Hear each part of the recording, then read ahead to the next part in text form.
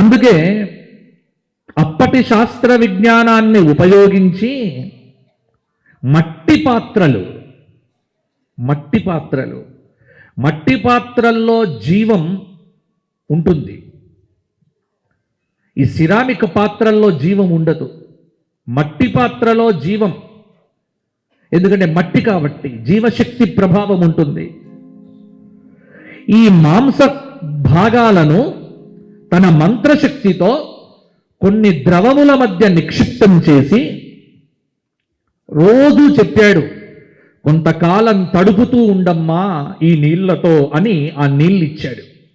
అప్పుడు గాంధారి అడిగింది ఒక మాట, స్వామి నాకు ఒక్క అమ్మాయి కూడా కావాలి, ఒక్క అమ్మాయి కూడా ఉంటే బాగుంటుంది అడిగింది.